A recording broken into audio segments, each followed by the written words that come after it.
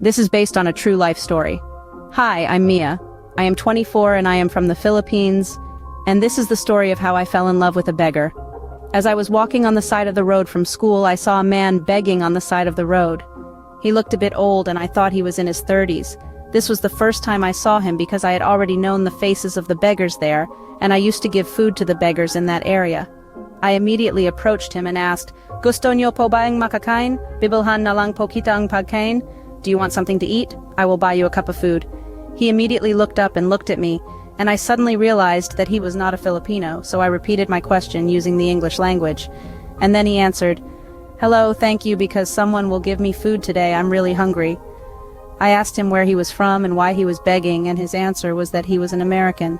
He came to the Philippines to meet his Filipina girlfriend, but he got scammed. I was very embarrassed because as a Filipino it is really embarrassing, especially when your fellow Filipinos do such things. After I heard what he said, I told him that we should really be careful and not immediately trust anyone if we don't know the person very well. Get to know that person first before taking action. To help him, I offered him to come with me to buy food at a carinderia. He was still a little shy at first, but soon we became comfortable talking to each other. I found out his name was Ken, and he was only 27 YO. He has been a beggar for almost 3 months, but this is the first time he came to our place. I won't say my exact location for privacy, Nadine, because I am only a student who has a part-time job, and we are also poor and I am a scholar. I only have little money. I'm not really from where I study, and I'm far from my family. I just rented a BH so that I could have a place to stay while studying and working. I only have 500 pesos in my wallet. After we bought food, we went back to the place where he used to stay. And since I still had 345 pesos left in my wallet, I just gave him 100 pesos so that he could buy some food because I was not sure if we would meet again because he might move to another place after that. He didn't want to accept that, but because he said that it's okay now, because he got to have some food to eat, but I forced him so he can't do anything but to accept it. After that, I said goodbye and he thanked me. I smiled at him and said, "You're welcome, sir." On my way home, I met this girl who was also a beggar before, and I helped her to find a job as a helper, so she thanked me for that.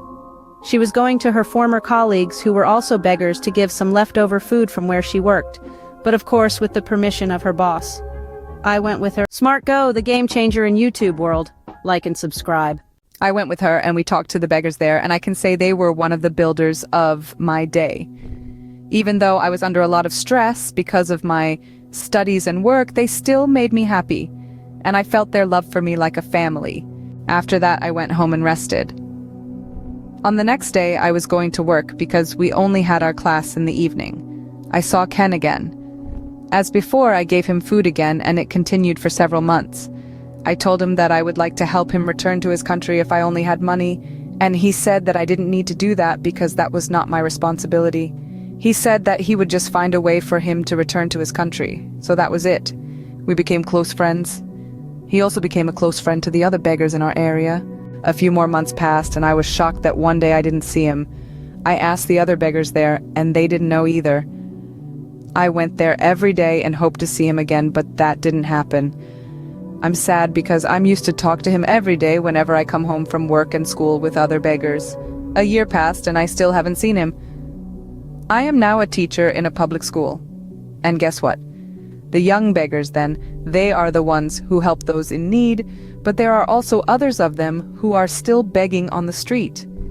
I gradually forgot about Ken because I've not seen him for a year, but I still wonder where he is now. How is he?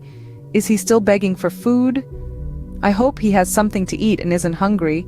An unexpected day happened. I was waiting for a taxi because I was on my way to school where I was teaching, when suddenly there was an expensive car parked in front of me. Suddenly its door opened and out came a familiar man in a formal suit. I didn't know him, so I moved to wait for a taxi when someone called my name. I turned around and saw that the man who had called me was that man with an expensive car. I asked him, "Yes, sir. How did you know my name?" "Do you need something?" I answered while smiling. He then answered, "You'd never change. You're still the Mia I met, and I'm happy for that." I was stunned when he said that. "Wait, sir, do you know me?" "Of course I do. It seems like you forgot about me. It's me, Ken. Your beggar friend then. It is nice to see you again, Mia." I was shocked when he said that because I didn't expect Ken to be in front of me at those times because he looked so different from Ken that I had met before. He is handsome. I then realized that I already hugged him tight while my tears kept falling from my eyes. I am happy for him, and I will admit that I missed him too much. We hugged each other for a minute, and he took me to the school where I worked. Before I got out of the car, he thanked me because he said I helped him without hesitation. He also said that before he came back to the Philippines, he had already set up a business here, and they also had a business in America before he came here. He asked me if we could eat at an expensive restaurant after my work, and I said yes.